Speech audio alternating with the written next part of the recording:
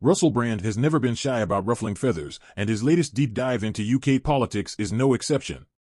This time, the outspoken comedian-turned-commentator has turned his sights on Keir Starmer, the Labour Party leader many see as the nation's next potential prime minister. But for Brand, Starmer isn't the solution to Britain's problems, he's part of the problem. Look, I know people are desperate for change, Brand begins, his tone equal parts empathy and incredulity. The Tories have run this country into the ground, and Starmer is being positioned as this shining alternative. But let's dig a little deeper, shall we? Because when you peel back the layers, you start to see that Starmer isn't who he says he is. Brand doesn't mince words as he outlines his case. His first point? Starmer's history as Director of Public Prosecutions, DPP. When you're in that position, you're not just some neutral arbiter of justice. You're making decisions that affect real lives, and some of Starmer's decisions as DPP are deeply troubling.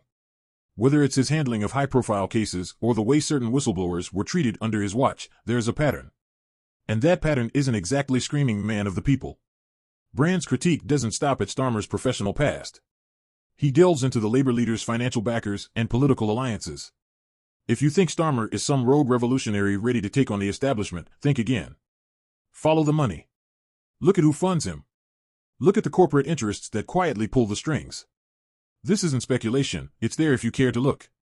With his signature blend of humor and insight, Brand paints a vivid picture of what he calls the illusion of choice in modern British politics. The game is rigged, folks. You're given two options, one that blatantly doesn't care about you, and one that pretends to. But at the end of the day, both sides are playing the same game. Starmer isn't here to dismantle the system, he's here to maintain it, just with a friendlier face. Brand's argument gains momentum as he shifts to Starmer's stance on key issues like climate change, public ownership, and workers' rights. Where's the fire? Where's the conviction? Starmer talks about change, but it's always incremental, always measured, always safe. And you know what? Safe doesn't cut it when people are struggling to survive. Safe doesn't cut it when the planet is literally on fire.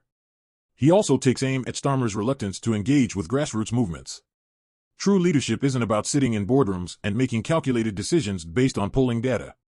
It's about standing with the people, listening to their struggles, and fighting for them, even when it's unpopular.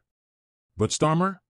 He seems more interested in appeasing the establishment than standing up to it. Brand doesn't just point fingers, he offers a broader critique of the political system itself. This isn't just about Starmer. It's about the entire framework we operate in. A framework designed to keep power concentrated in the hands of a few while the rest of us squabble over crumbs. Starmer is just the latest figurehead in a long line of leaders who promise the world and deliver nothing. But perhaps the most compelling part of Brand's argument is his call to action. This isn't about left versus right or Labour versus Tory. It's about waking up to the fact that real change doesn't come from career politicians. It comes from us, from ordinary people demanding something better, refusing to settle for the scraps we're being handed.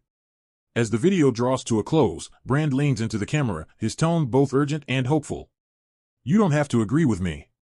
In fact, I'd love it if you didn't. But do yourself a favor, question everything. Don't just take their word for it, or mine, for that matter. Look deeper. Dig beneath the headlines. Because if we don't start holding these people accountable, nothing will ever change. Brand's takedown of Starmer isn't just a critique, it's a rallying cry.